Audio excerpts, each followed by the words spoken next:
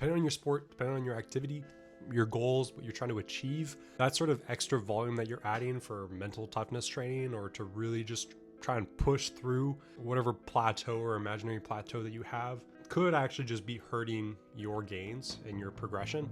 Specifically, if you're in that sort of strength power realm of athletics. Honestly, pretty much any sort of discipline, even for my cardio guys out there, I've definitely seen a lot of stuff on the internet of trying to do high repetitions in the weight room, whether that's really trying to push a certain repetition max, performing certain isometric holds, or whatever it may be, just doing things a little bit too long. At the end of the day, in order to build strength, yes, you have to move a certain amount of weight. You have to move it with intent. Rest needs to be there. And usually the best way to do that is approaching failure, not reaching failure, leaving reps in reserve, and then it's the accumulation of volume over time. The sets, repetitions, that kind of stuff, as you stack those over time, that's what's ultimately going to help you get stronger over time.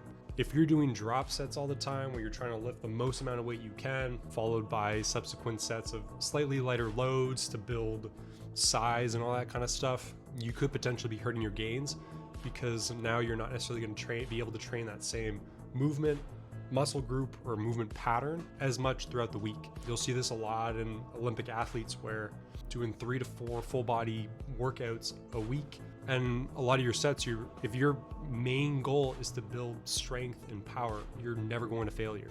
All you're doing is you're incrementally adjusting the weight that you're using over time. You're stacking the sets and reps, and then being able to hit that muscle group more often throughout the week, just to stimulate more growth. It's also going to keep you fresh for a lot of your, let's say, plyometric based work, or the actual application into your sport.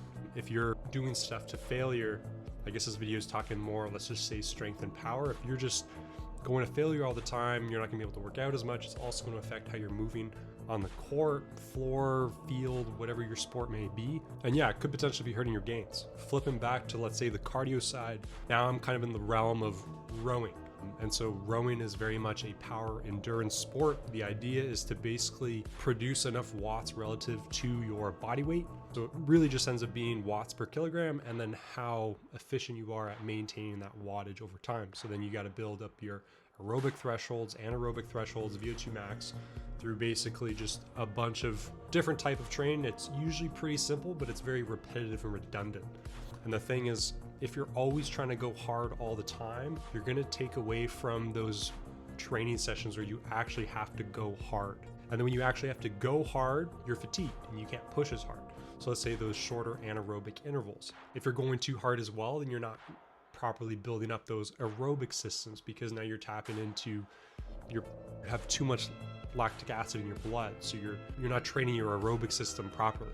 I've seen it too, let's say in the rowing world, where people will do sets of 50 to 100 plus of squats. The idea, at least from what I've kind of synthesized, and this is my own humble opinion from what I've read and what seems to work the best, is instead of doing a set of 50 to 100 squats at a certain repetition, it's almost like you're taking away from the specificity and preparation of the sport that you're trying to do.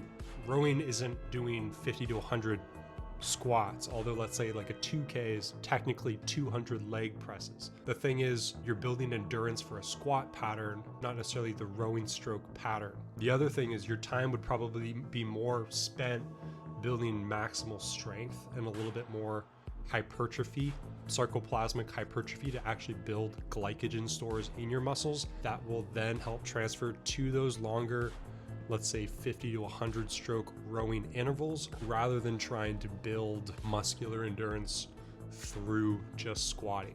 But depending on what it is, I am a believer. I used to very much be like this when I was in my early 20s.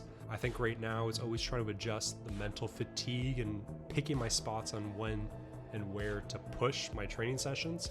A lot of the time, especially now, just dealing with burnout from time to time and just trying to always stay consistent. Sometimes it's just about accumulating the volume, not necessarily always trying to push yourself mentally, because pushing yourself mentally can also lead to a lot of neural fatigue, and then a lot of your baseline systems start to tap out. But I am a believer, maybe once a week, maybe towards the end of the week, you add in some harder stuff to try and push the threshold of what you can do mentally, not just physically. But I know for the bulk of us out there, especially sort of the trends that are really starting to spike on social media and the stay hard and all that kind of stuff, I do think there's a little bit too much emphasis on pushing to failure all the time and all that kind of stuff. I think at the end of the day, especially to stay healthy and consistent, it's really about building your work capacity. Obviously, you're going to have the hard sessions that kind of build the ceiling, but then it's building that overall work capacity that you have so you can just maintain a higher level of work more often. If you're always just trying to push the ceiling, you're going to break down a lot quicker. But yeah, hopefully that answers this question. Let me know in the comments if you got any other questions, and we'll just be spamming this.